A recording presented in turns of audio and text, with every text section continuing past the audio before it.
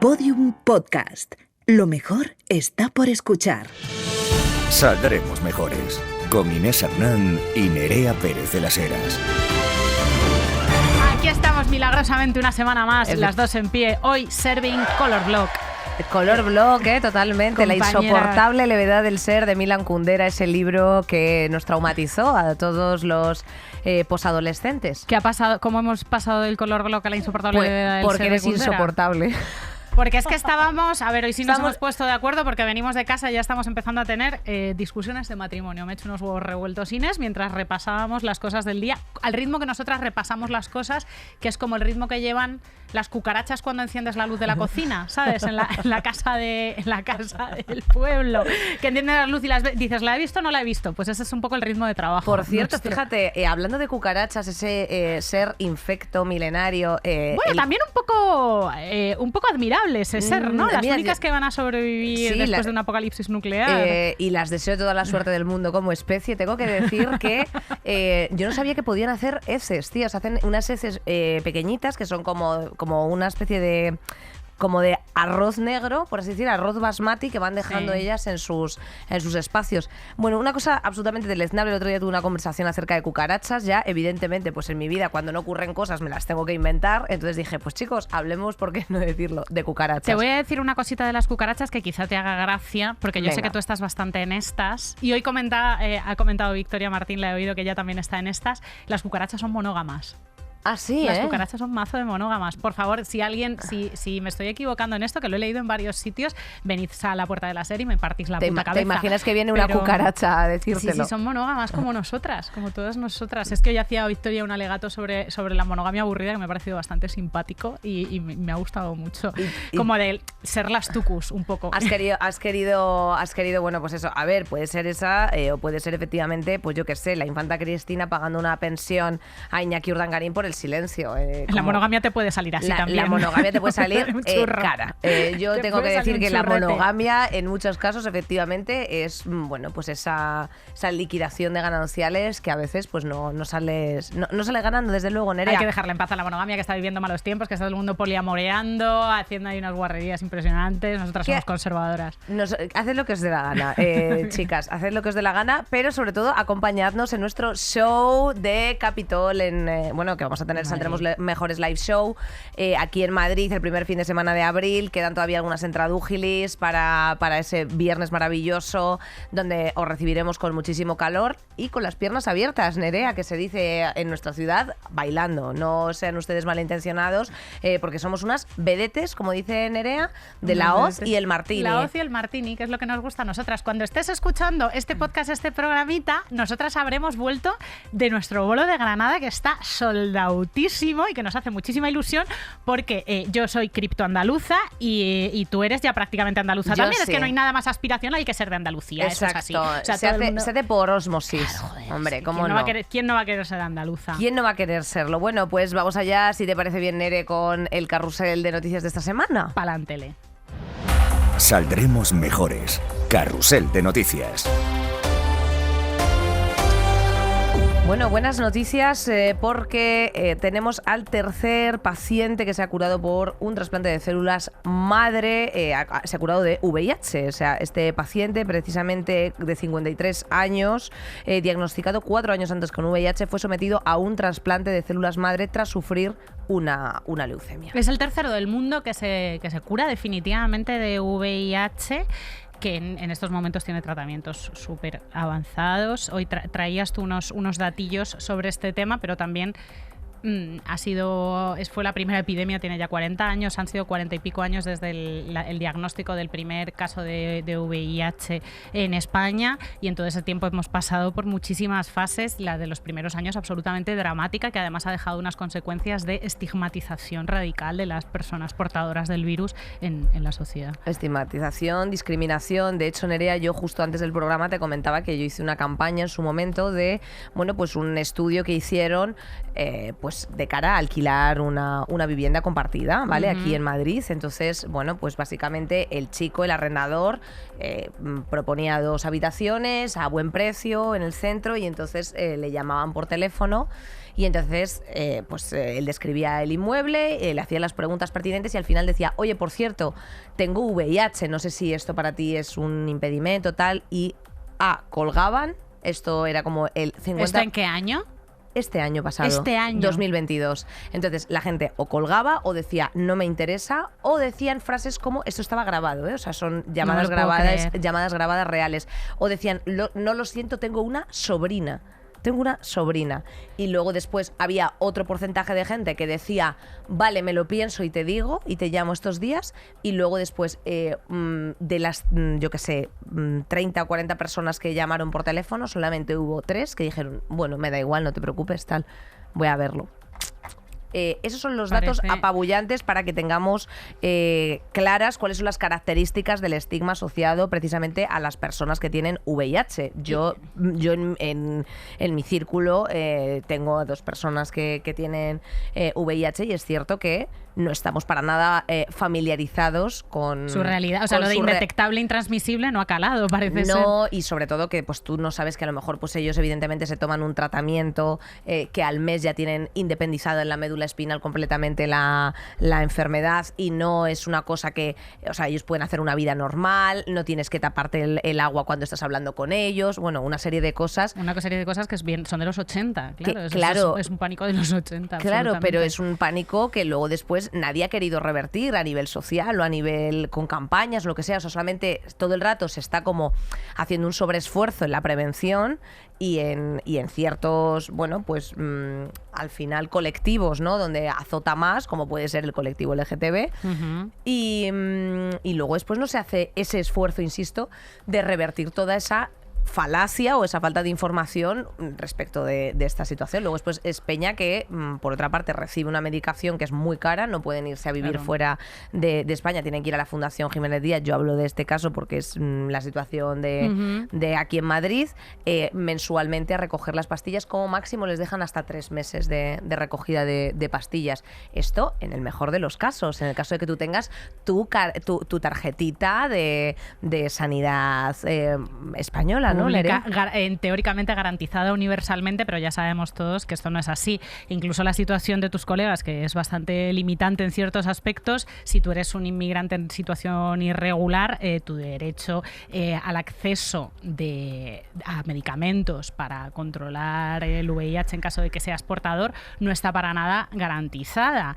Hablando con Naún Cabrera, que es el coordinador del grupo de VIH de la Federación Estatal de Gays, Lesbianas, Transexuales, Bisexuales e Intersexuales, nos contaba en una ocasión en Lo Normal que es que, claro, hay muchas migraciones que se producen por mera supervivencia, ¿no? Por llegar a tener acceso a este tipo de medicamentos, y que una vez aquí pues la desinformación es brutal, las trabas para acceder a estos medicamentos es brutal y están en una situación de muchísima vulnerabilidad sobre la que hay un desconocimiento enorme. Absolutamente. Insistimos, la discriminación que se produce, esto es cuando ya el estigma se instala dentro de una sociedad. Con las personas migrantes, pues aparte de la dificultad del acceso, que no obstante tenemos que decir que ha habido una gran mejoría respecto de pues todas las propuestas de asociaciones que hay en torno a la enfermedad. Al final el pronóstico social no deja de ser una cosa que tiende a la ocultación. Los datos más o menos de resultados es que, por ejemplo, en el 2021 se notificaron 2.786 casos nuevos.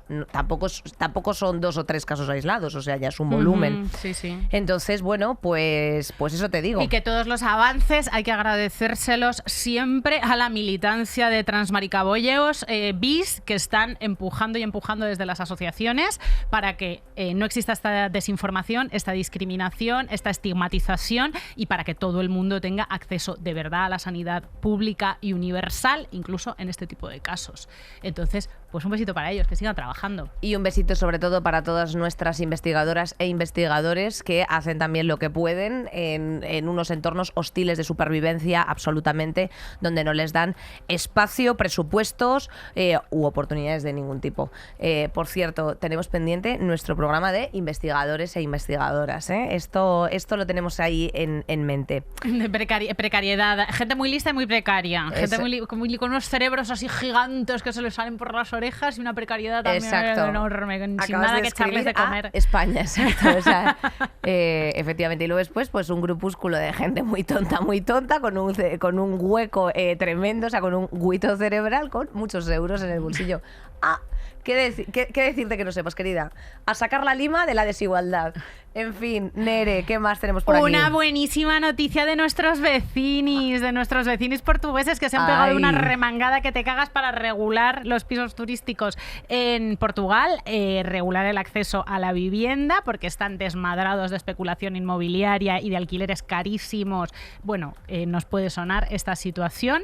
Y han emprendido un paquete de medidas que incluye eliminar el régimen de Golden Visa, que hasta ahora concedía permisos de residencia a quienes inviertan en inmuebles, creen negocios o puestos de trabajo, o sea que te puedes comprar el visado, básicamente. Y regulan los precios de los alquileres. O sea, es que esto me parece sencillamente increíble. Mientras tanto, en España, con la ley de vivienda, pues estamos como, por favor, Blackstone, señores de Blackstone, por favor, no se lucren tanto a costa de la supervivencia de la gente y de que tengan que tener un techito sobre sus cabezas, por favor. Bueno, en Portugal los datos es que hay 723.000, o sea, casi 1 millón de viviendas vacías. Esto lo que harán será básicamente que el Estado los pueda alquilar para subarrendarlos durante un periodo de tiempo donde la gente necesita, pues no te lo vas a creer, esa tontería, ese derecho constitucional que es la vivienda. Al final todo el rato, Nerea, estamos dando vueltas sobre lo mismo, pero es que parece increíble que todavía no les sepamos dar una solución en las grandes urbes, a las zonas tensionadas o como cojones lo queráis llamar, para que sea algo asumible en la conversión de tu salario al final de mes. O sea, quiero decirte que la gente pueda vivir de una forma, ya no te digo en plan de descorchando el Moët Chandon todas las noches, pero coño, de una forma cómoda. Con tía. un techete. O sea, un techete, un pagarse el abono, claro. un de pronto a lo loco comprarse un mango de los de Málaga que cuestan 2,95 la unidad. Hombre, por Dios. Es que aquí en el programa de vivienda hemos estado hablando de una media de dedicar pues más o menos la mitad de tu sueldo, en el mejor de los casos, al alquiler. O sea, la media en el segundo trimestre de 2022 en Barcelona, la media de precio de alquiler ya ha llegado a 1.000 pavos. O sea, llevamos 45 años de democracia aquí en este país y todavía un derecho constitucional como el de la vivienda no se le ha encarado y se ha regulado de la manera. Ahora lo están intentando con la ley de vivienda, pero lo de regular los precios de los alquileres parece ser que el PSOE no termina de ver. Bueno, tenemos que decir que, por ejemplo, en Business Insider datan de que hay unos 3,4 millones de pisos vacíos. Parece ser que esto, bueno, pues es un censo que es polémico porque a lo mejor resulta que no es vivienda concretamente vacía, no hay una metodología para censarlo, pero bueno, este era el dato que teníamos. En España, 3,4 millones. Obviamente todo esto son al final pisos del Sareb, desahucios, otras cosas, pero joder, ya es un número, tía. Coño, es que somos 40 y pico millones de personas, o sea, 3,4 me parece una barbaridad. Y hablando de desahucios, han aumentado un 40% en España. Un altísimo porcentaje de estos desahucios tienen que ver con pisos arrendados, con alquileres. Y luego, claro, estas cifras están registradas, pero hay otros desahucios, hay otro tipo de abandonos de vivienda que terminan, pues a lo mejor en casa de tus padres, de unos colegas o quizá en otra ciudad, que son unos desahucios silenciosos, pero que son desahucios, que son los que tienen que ver con que te suben el alquiler de tal manera que es inasumible para ti. Entonces, ahí no viene la policía a arrastrarte de los sobacos y a sacarte de tu casa con tus criaturas y está la pa alrededor. No, tú te haces tus maletas y tus cajas y te vas a donde puto puedas. Claro. Entonces, porque es inasumible el alquiler y la subida que te han pegado. Entonces, ¿eso qué es? Eso no se registra como desahucio, pero en la práctica sí que lo es. Contra esto se están movilizando, los sindicatos de inquilinos son especialmente activos, el de Madrid y el de Barcelona, y están haciendo presión e incluso ejerciendo resistencia y una huelga en la práctica en varios edificios de decir, bueno, no subís los alquileres abusivamente, nuestra voluntad de pagar un alquiler razonable sigue ahí, con lo cual continúan pagando, pero se resisten en grupo y en colectividad a asumir las subidas porque las consideran abusivas, cosa que me parece gloria bendita. Es lo que es y evidentemente, vamos, yo tengo ahora mismo alguna anécdota próxima, tía, y es que tengo un colega que justo se está marchando del barrio y claro, y como eso es prácticamente el piso del Mirlo Blanco porque paga 900 pavos. O sea, es baratísimo. Bueno, 900 euros es un piso, o sea, es un piso que que es como este estudio, más pequeño que este estudio, ¿no? Y claro, y yo he lanzado ya, he corrido la voz, chicas, ¿sabes? Es muy fuerte, tía, o sea, es muy fuerte pensar en la cantidad de pasta. Que 900 pavos es barato, tío, o sea, es que eso es alucinante. O sea, que 900 pavos sea barato y además que luego después nos tengamos que enfrentar esas frases del casero, de la casera de turno diciendo... Vaya chollo que tienes. Oiga, chollo tiene usted con que yo sea una buena pagadora, que cada día a uno le llegue mi dinero a su cuenta. Coño, o sea, podemos sencillamente decir, oiga, usted ya está sacando, o sea, está viviendo de las rentas literalmente, está ya sacando un beneficio. Podemos intentar... ¿sabes? Tener un poquito la cabeza en su sitio. Yo, por lo menos, si fuese propietaria, procuraría ser justa. O sea, no coger y decir, sí, voy a sacar 500 euros a esta pareja ¿sabes? De estudiantes de Zaragoza hasta que rompan su amor o hasta que tengan que vivir hacinados con otras 7 parejas de La Rioja, Baleares. No, hombre, por Dios, chico. Es que estamos esperando aquí a que la gente... O sea, estamos esperando sencillamente a que la gente le dé un aneurisma, Nerea. Cariño, pero tú estás siendo tremendamente optimista hablando de un hipotético propietaria bípedo ya. Con patas y como con ya. cara, con una cara ya. Y no en un gigantesco espectro megapropietario como Blackstone, claro, ya Blackstone, que todas estas cosas. Que es la madre del cordero y el problema gordo. Sí, la verdad es que sí, tía. El otro día vi unos TikToks, yo estoy muy aficionada ahora a unos TikToks de, bueno, son vendedores de pisos de lujo en el barrio de Salamanca y en barrios de, pues eso, de ricos, ¿no? De Madrid, altos standings. Y entonces salir a la calle, o sea, todo trajeados, tal, o sea, es gente, pues eso, cis hetero blanca, alta, como que huele a... Sí, esa un genética. poco gogos, realmente, o sea, que si le das la vuelta a la corbata por detrás, no es Hermès, o sea, es Zara, o sea, usted tampoco vaya usted, que tal. Y es esta gente que va, pues, preguntándole cuál es su barrio favorito para vivir. Y entonces me hace mucha gracia porque el TikTok es todo el rato diciendo, pues aquí, justo este triángulo, ¿no? De Serrano, Goya, no sé qué, me gusta mucho la calle La Gasca, otro dice El Viso, todo el rato Serrano, va preguntándole así. Y hay un momento en el que uno dice, yo, Moratalaz, y se corta y dice, ah, muy bien, Moratalaz, y corta el vídeo. Y me ha hecho mucha gracia. Por favor, lo que tenemos que luchar es por precisamente regular la media de toda la ciudad. ¿Me explico? Sí, que no sean burbujas y pequeños criaderos de gente de las élites, porque yo he currado en el barrio de Salamanca y en Chamberí un porrón de años, todos mis años de oficinas y dependienteos, y realmente es que no es nada representativo de la población de Madrid lo que hay allí. O sea, ves a trabajadoras del hogar con cofia y con uniformes, tienes que tragarte escenas que son de predemocráticas todo el rato, paseando a estos perritos Chevalier no sé cuántos, que son hermanos los padres de esos perritos hasta la 8ª generación, y son unos perritos pues que saben hacer pis y caca de milagro, de la pura consanguinidad, porque son purísimas razas ahí dando vueltas por todas esas calles. O sea, son personas racializadas paseando a perritos imbéciles y a niños rubios. Y a bebés, sí, es verdad, es verdad. Por cierto, Nerea, mira, fíjate, yo sé que un grano no hace granero, pero ayuda al compañero. Tenemos unas muy buenas noticias para las mejorcitas que quieran pues cumplir sus sueños laborales y profesionales. Y es que en muchas ocasiones, Nere, pues lamentablemente por las circunstancias que sean, porque tengas que currar y estudiar a la vez y no puedas dedicarte íntegramente a ampliar ciertas cosas que te apetezcan, porque sencillamente no hayas tenido la oportunidad de hacerlo.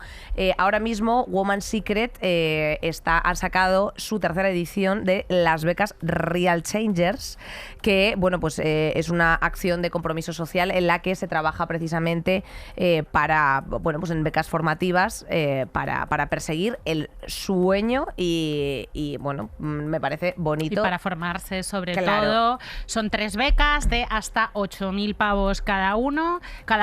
Están destinadas a la formación académica en el centro de estudios, entidad académica que queráis, mientras esté situada en España. Y lo más importante de todo es que aquí mi prima y yo estamos en el jurado, que eso es buenísima noticia. Y como ya sabéis de qué pie cojeamos, pues vuestros proyectos y vuestras formaciones las van a ver estos ojitos. ¿Qué nos gusta a nosotros? Os lo vamos diciendo. Cosas que sean buenas para la sociedad. Sola no, con amigas sí. Efectivamente, o sea, esa emoción que transmitiréis, ¿no? Pues por conseguir el sueño, esa sinceridad y veracidad en la explicación, ¿no? De la razón por qué no has podido dedicarse profesionalmente a lo que más te gusta. Esto no vale de en plan de porque, ¿sabes? Bueno, pues chica, un poquito de ser justo con efectivamente las realidades sociales que estamos viviendo y todo y lo que significaría para vosotras cumplir vuestro sueño. Esto me parece precioso y es una realidad. Muy fácil cómo participar, Nerea, a través de Instagram o a través de la página web de womansecret.com, que ahí tienes pues todo, buscas Real Changers Woman Secret y lo tienes. Y tienes ahí, bueno, en un apartado precisamente el formulario para rellenar ese landing para participar. Nombres, apellidos, edad, estudios que te gustaría, dónde y adjuntar, muy importante, que no se te olvide, lo más importante precisamente, el PDF con la historia en la que nos expliques por qué quieres ser elegida una de las próximas Real Changers. Todo para mujeres, para ser tú la próxima futbolista, la próxima boxeadora, la próxima periodista, lo que te apetezca. Pero bueno, algo que a mí me parece muy bonito. A mí también me parece precioso y además realmente nos hace muchísima ilusión repartir panoja a mejorcitas que tengan ideas y que quieran formarse y que quieran estudiar y qué guay que nos den la oportunidad Real Changers de Women's Secret de hacerlo, la verdad. Efectivamente. Fecha límite 31 de marzo a las 23:59 horas, o sea que tenéis todo este mesezuco para estar contándonos vuestras historias y bueno, pues a las 5 finalistas se las realizará una entrevista y como resultado de ellas pues el jurado decidirá quiénes son esas 3 ganadoras. Seréis informadas vía móvil más email del 10 al 17 de abril, o sea que no os pongáis nerviosas por si acaso de pronto no llegan. Bueno, gente majísima también la que forma el jurado, te tengo que decir. Pero bueno, Nere, no sé, ¿tú alguna vez has tenido alguna cosa de estas? Yo nunca no he tenido becas. Yo he estudiado con becas toda mi vida, toda la carrera y todo el instituto. Lo único que tuve que apoquinar y pedir un crédito fue un máster, pero todo lo demás lo he estudiado con becas públicas, toda la vida.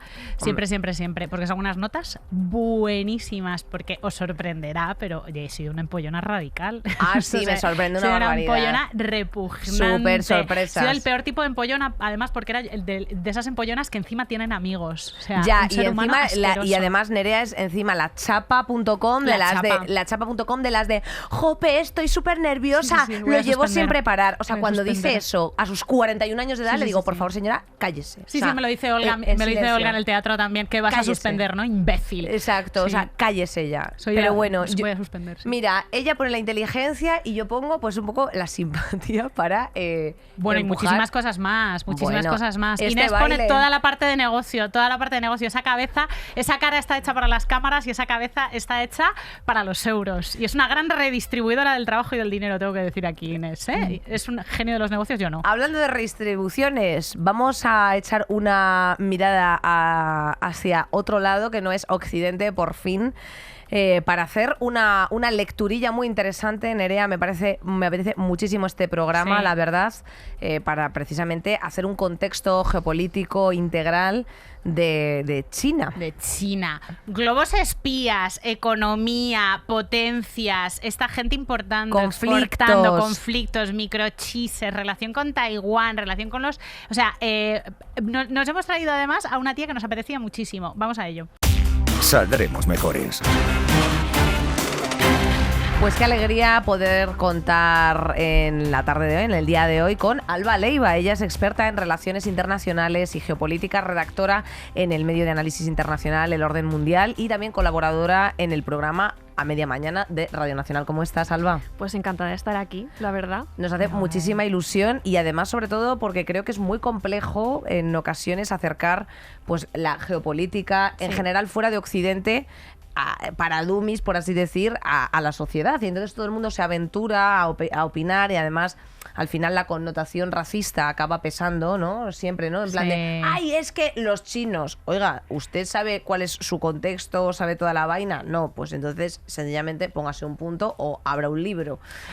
Alba es tremendamente didáctica y muy aséptica porque es compañera de Radio Nacional, entonces su sección va siempre antes de la mía. Yo todo lo que sé de política internacional lo sé por el ratito que te escucho a ti.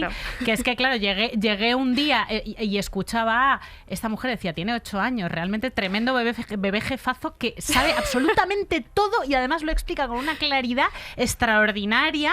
Y por eso, ahora que estamos hablando de nuevo de confrontaciones China-Estados Unidos, grandes potencias, y queríamos hablar de China y hay un montón de temas abiertos, hay que traer a Alba de unísima. Claro, es que hablar con esta voz de pitimini sobre grandes temas geopolíticos es un contraste, pero bueno, se hace lo que se puede. Es espectacular, a nosotras nos encanta. Nos encanta y yo creo que deberíamos de empezar por ubicar un poquito precisamente cuál es la mirada de Occidente hacia, bueno, pues la situación geopolítica de China. O sea, ¿por qué se mira como con cierto miedo o con cierto, bueno, reservas, ¿no? hacia China como potencia? Yo creo que es una mirada que ha ido cambiando mucho a lo largo de las décadas. Sí que antes era el malo malísimo, comunista, en ese mundo de Guerra Fría, pues otro país, pues eso, Mao, todo mal. Luego lo que pasa es que termina la Guerra Fría, China se va abriendo, entonces se ve como un país de oportunidades, una fábrica del mundo, ¿no? Todos tenemos en la cabeza el Made in China, los productos así baratillos, un sitio donde podemos deslocalizar y que nos salga todo muy barato. Y ahora se vuelve a ver negativo porque de repente China quiere evolucionar de ese modelo y dice, uy, es que yo quiero dejar de ser la fábrica del mundo, quiero ser una potencia. Y entonces, claro, eso ya lo vemos como un poco más complicado y hay una imagen mucho más negativa hacia China ahora mismo. Porque básicamente tienen los, entiendo yo, los recursos como para poder serlo, ¿no? Exacto. O sea, es un país que ha crecido económicamente muchísimo, ha sacado a millones de personas de la pobreza, miles de personas de la pobreza, y ahora dice, bueno, yo quiero dejar de ser esta economía en desarrollo, esta fábrica, todo muy centrado en las manufacturas, para ser una potencia tecnológica. Yo quiero desarrollar mis propias industrias tecnológicas potentes que compitan con las estadounidenses, con las europeas. Sobre todo quiero que todo el mundo empiece a depender muchísimo más de mí.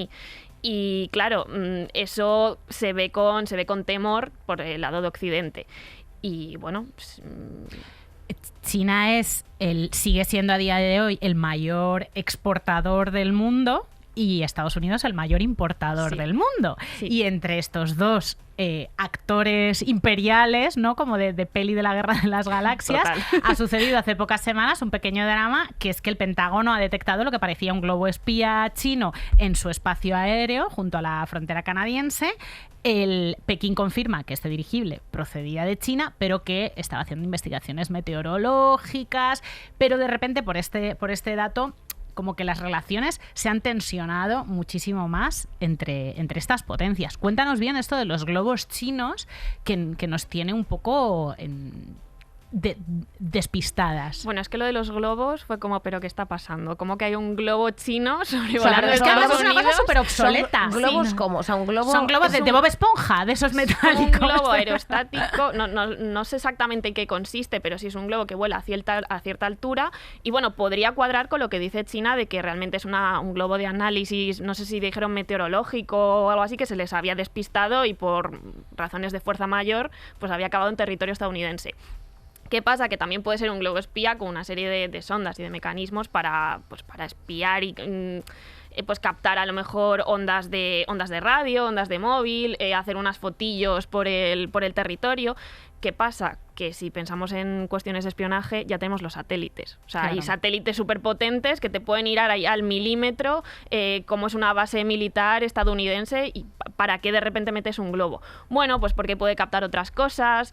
Entonces se crea una situación completamente surrealista en el que las tensiones, que ya estaban bastante tensas, escalan. Y ahí están, pues con esto no es un globo espía, esto sí es un globo espía, luego te detecto otros 2 y te los derribo, no te los derribo. Estados Unidos dice, China está violando mi espacio aéreo, China dice, esto no tiene nada que ver con nosotros, simplemente es un error y Estados Unidos lo está sacando de madre.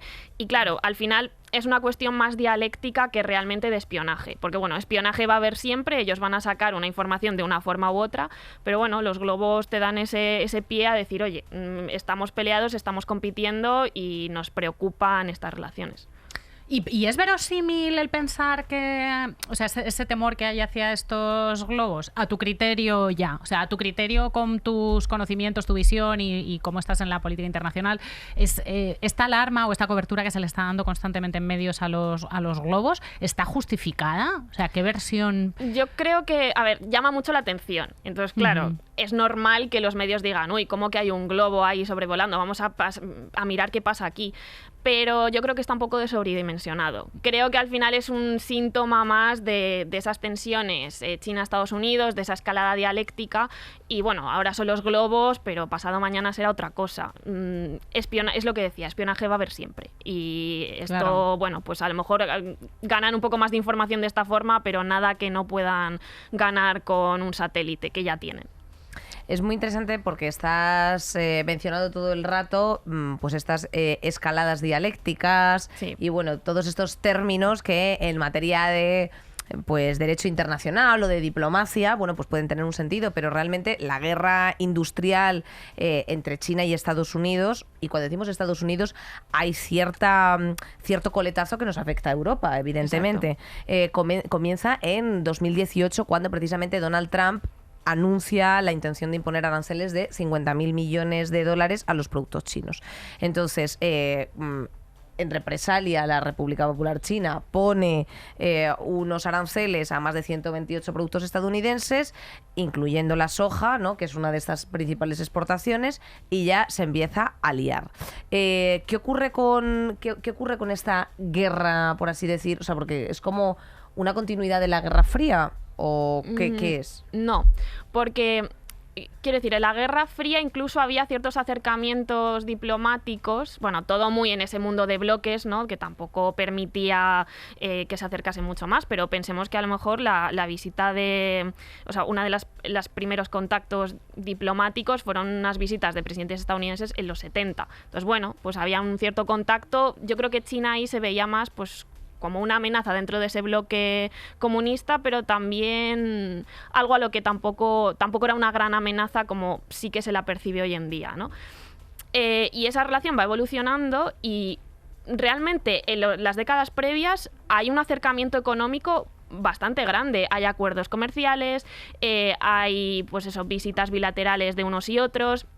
Hay esfuerzos para, por ejemplo, sacar adelante acuerdos para afrontar la crisis climática, y de repente llega Trump y dice no. ¡Anda! Vamos a hacer... faltaba. Claro, pero todo esto se alinea con un crecimiento de China muy importante y con ese desarrollo de esa política industrial, de esa política tecnológica. Entonces dicen, uy, no. Y entonces Trump inaugura una política mucho más dura contra China, sí, mucho más hostil, pues esto que decimos, esta guerra comercial de estos años, que termina justo a principios de 2020 con un acuerdo comercial, pero que luego salta el COVID y entonces pues nada, ahí tenemos a Trump diciendo barbaridades, y entonces las tensiones vuelven a escalar. Y la cosa es que esto no es algo solo de los republicanos o solo de Trump, que podría pasar, ¿no?, de cambia de gobierno y se cambia la política, sino que Biden ha continuado todas estas políticas de Trump. ¡Anda! Y además las ha reforzado. O sea, ha mandado nuevas sanciones, nuevos bloqueos.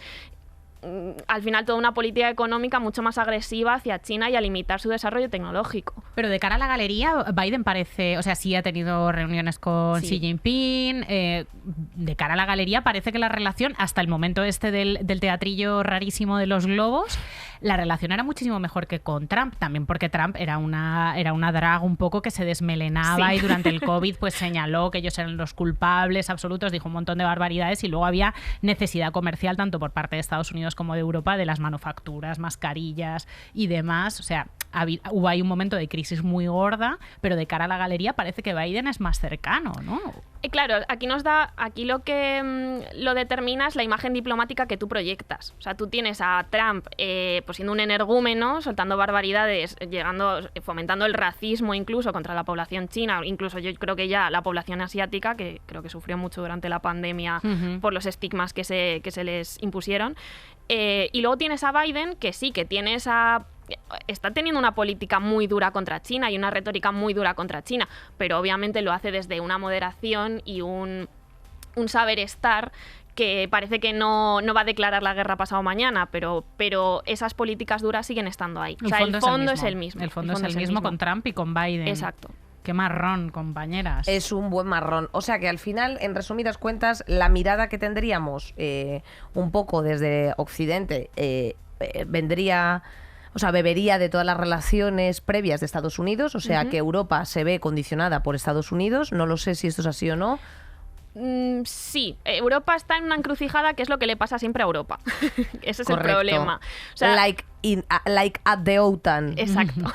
Vale. Ese es otro de los grandes problemas. Europa quiere tener una agenda de desarrollar su propia agenda geopolítica, sus propios intereses, de desarrollar su propio mercado, sus propias tecnologías, pero claro, tiene un socio, un aliado principal muy poderoso, que es Estados Unidos, que lleva la batuta. Entonces, claro, cuesta a veces ajustarse a eso, y sobre todo porque Europa no es un solo país. Que esto es algo que siempre se le acusa mucho. Somos 27 países más los otros que no están dentro de la Unión Europea. Y cada uno con sus intereses. Cadaunadas, que diría mi abuela. Exactamente. Entonces, claro, compaginar todo Peña eso... como Orbán. O sea, bueno, es que claro, ese es señor. Pero, por ejemplo, la Unión Europea, creo que China es su principal socio comercial. Claro. Así que, claro, eso es... o sea, a Europa tampoco le interesa romper con China de una manera tan tajante como sí que le puede interesar a Estados Unidos, porque tiene muchos intereses comerciales, porque esa desglobalización y ese giro proteccionista que parece que está emprendiendo Estados Unidos no le viene demasiado bien a Europa. Al mismo tiempo sabe que depender de China tiene muchísimos riesgos y tiene políticas propias, por ejemplo, en cuestiones de materias primas estratégicas, que son clave para desarrollar estas industrias, de dejar de depender de China. Pero claro, eso le va a costar mucho más que lo que le pueda costar a lo mejor a Estados Unidos.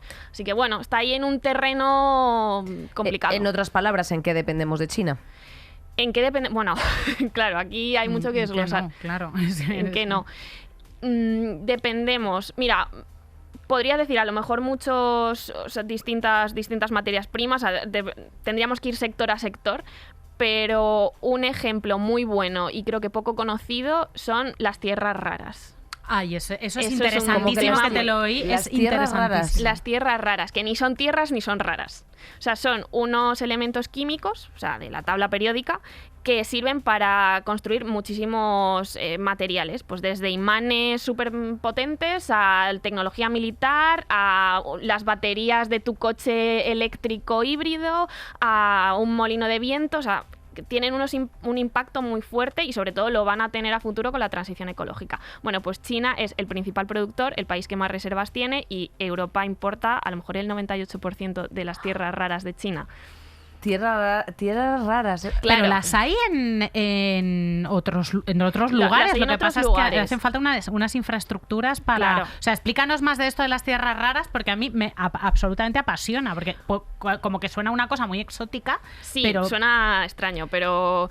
Pues, por ejemplo... Lo tengo aquí, si lo queréis, en la definición es 17 elementos químicos, escandio, itrio y otros 15 elementos de lantánidos. Esto... Al final es que se encuentran en sus formas minerales y es muy difícil obtenerlos aisladamente en estado puro. Exacto. Y esto sí que se da en China, pero no se da en otros lugares. Sí, ¿Pero es una cuestión geográfica? ¿O? Pues es una cuestión geográfica, que China tiene mucha cantidad de estas tierras raras, pero también que es muy difícil encontrarlas en las concentraciones adecuadas. O sea, tú a lo mejor si rascas el patio de tu casa encuentras escandio, ¿sabes? Pero, a ver, dicho así mal, okay. Tal. Pero que tú puedas explotar ese gramito de escandio que has tal, pues eso ya no.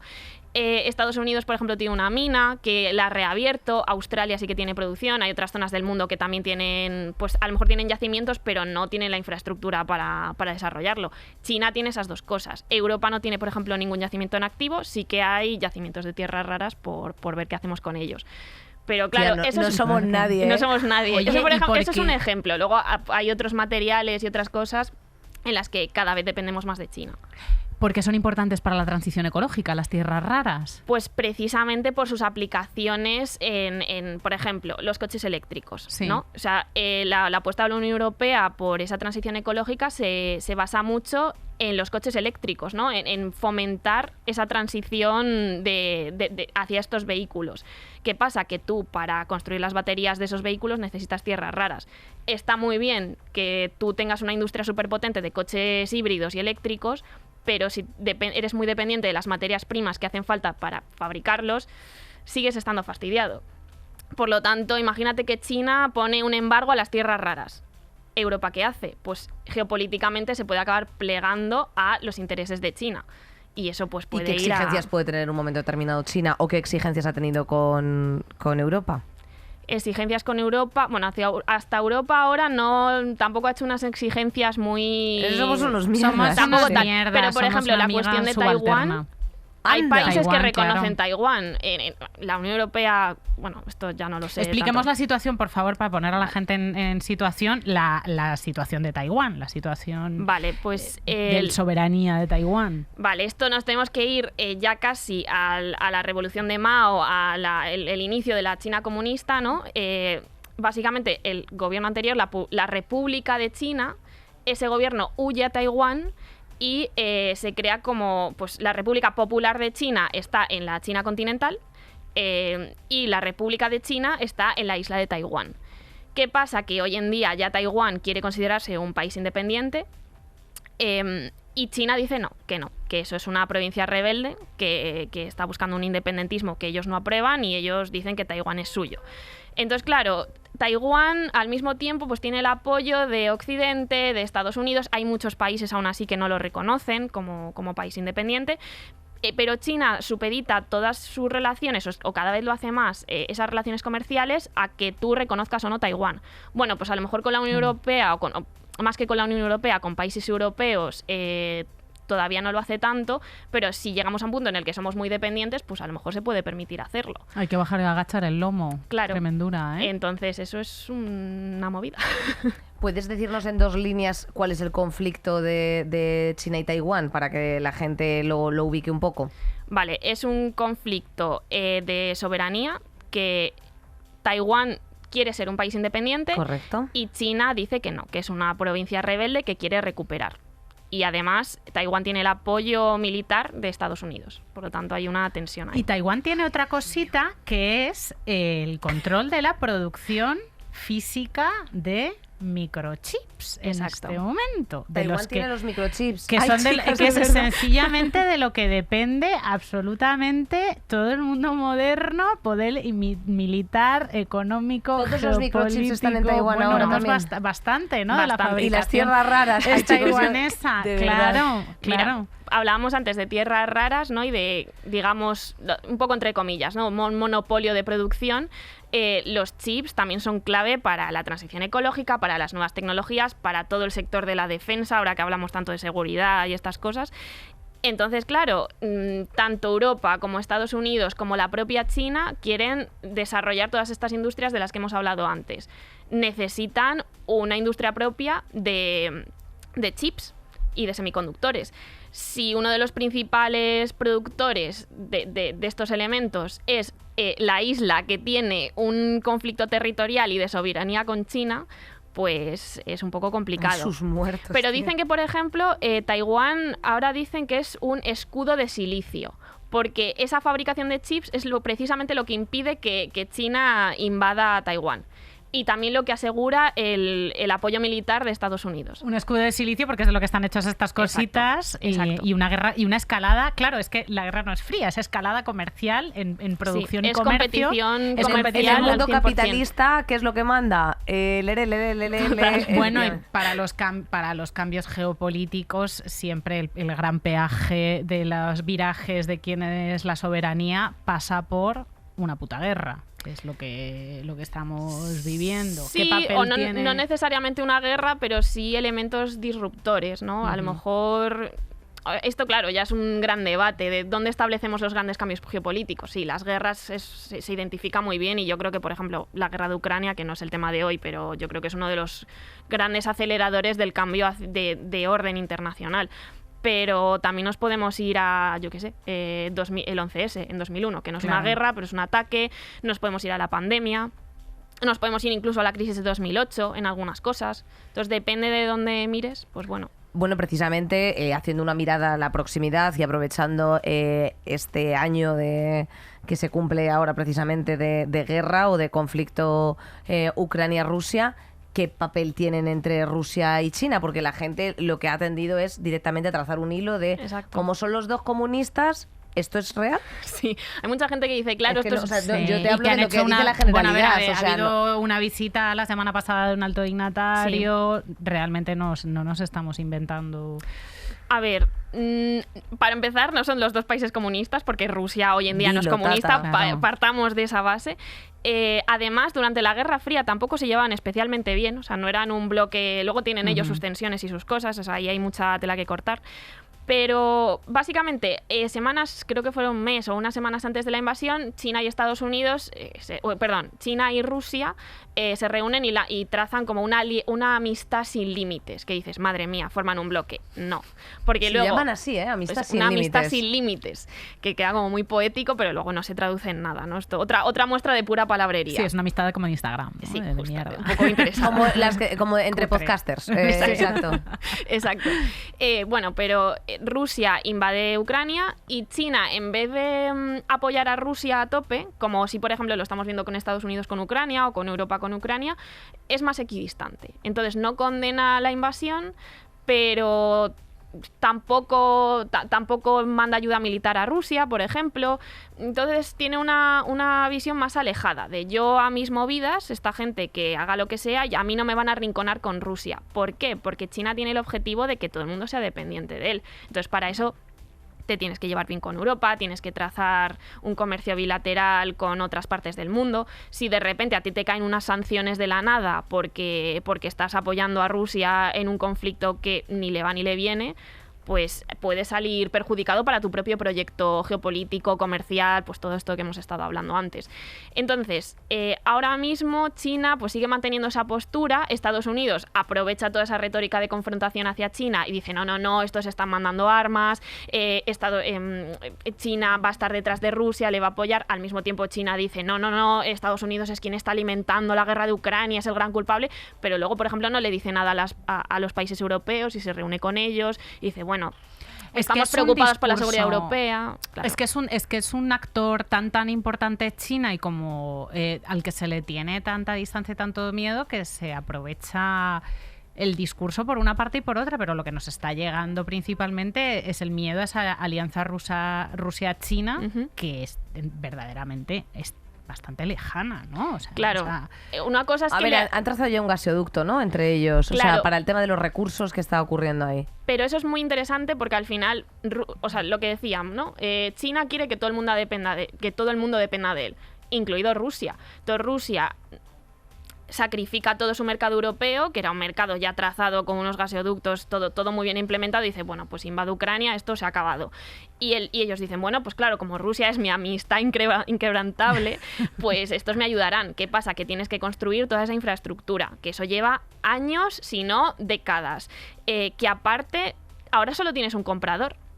O por lo menos vas a tener un comprador principal que es una potencia mundial, mientras tú estás ahí en decadencia, por lo tanto puede que acabemos en una relación de vasallaje de Rusia hacia China. Entonces, a eso a China sí que le interesa, pero apoyar a Rusia y acabar en un rinconcito fastidiado, pues eso ya no le interesa tanto. Sale totalmente ganando todo el rato sin parar, ¿no? Sí, bueno, luego tiene sus propias dificultades, quiero decir, todos los bloqueos que ha impuesto Estados Unidos, por ejemplo, a su industria de chips, con estas, pues esto, bloqueo, sanciones a las empresas que negocien con China o que inviertan en China, incluso ha llegado a bloquear, pues que, por ejemplo, se utilice tecnología estadounidense imagínate, hay una empresa alemana que negocia con una empresa china.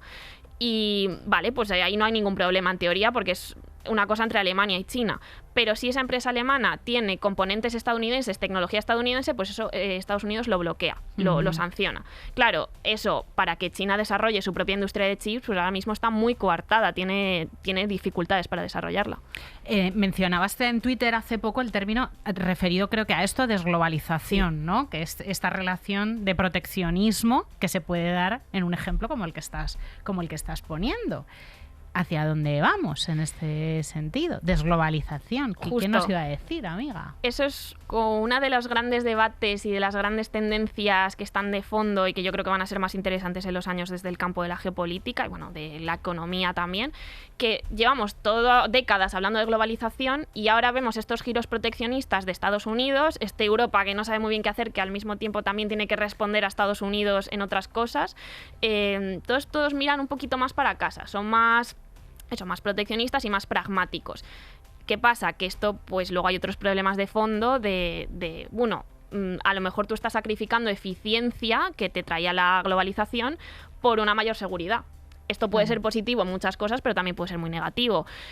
También a mayor confrontación, menos posibilidad de diálogo en cuestiones tan importantes como puede ser la crisis climática. O sea, ¿cuándo se van a sentar a negociar China y Estados Unidos para sus emisiones y para estas cosas? Nunca se han sentado, ¿no? O sea, sí que se han sentado y han tenido algunos acuerdos bilaterales, algunas conversaciones, pero que eso sea efectivo y que vaya más allá de las palabras, o que sobre todo que se avance en esos acuerdos, claro, cuanto más enfrentados estés, más complicado es. Y en las grandes cumbres, China y Estados Unidos, o sea, los grandes contaminantes no están nunca. Eso sí que... O a veces va uno, a veces va otro.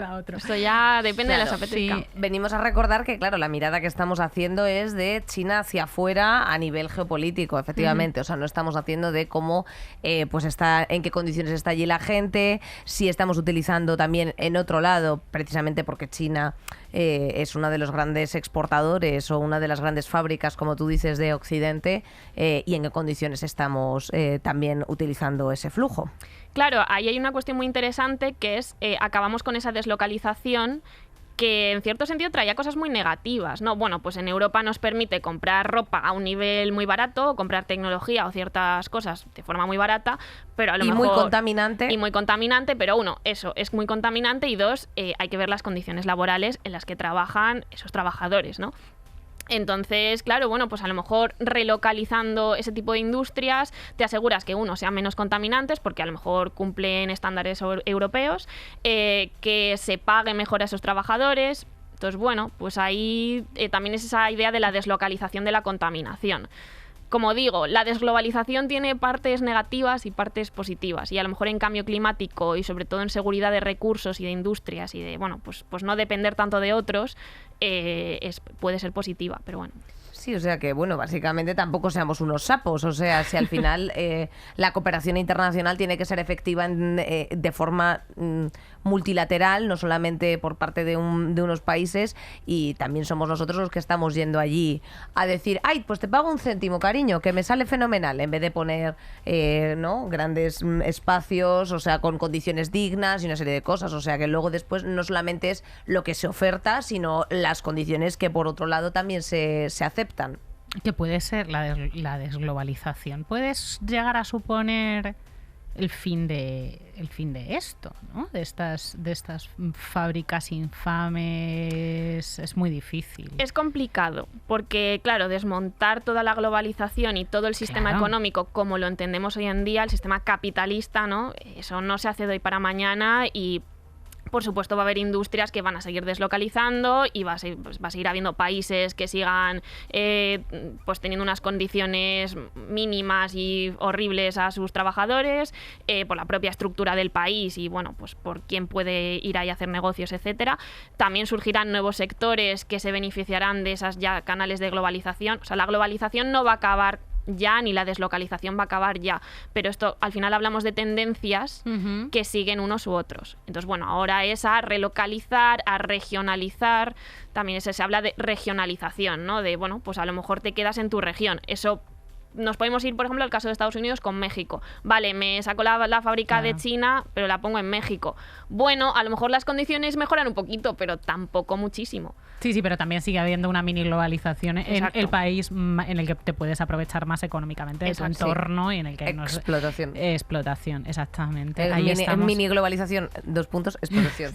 Todo continúa. Alba Leiva, pues la tendremos que traer más veces, ¿no? Yo encantada. Porque ni una mira, Inés la has dejado con un ataque de ansiedad. Que yo no he visto una cosa igual en por lo menos una semana y media. Chicos, yo entre las tierras raras, o sea, es que no sé decir ni bien, tierras raras y sus muertos a caballo, o sea, estoy en Impacto TV.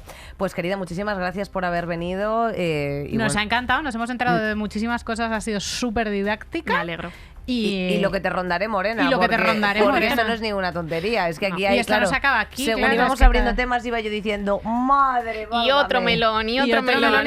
Y vaya frutería que nos hemos montado. Fuera, bueno, de los podíamos haberlo hecho solo de los microchips, o solo de las tierras raras, o solo de cómo está la gente allí con el control social después del COVID, o solo de Trump-Biden. Es que podríamos hacer unos mini monográficos, pero bueno, para eso nos harían falta 7 vidas, que no tenemos.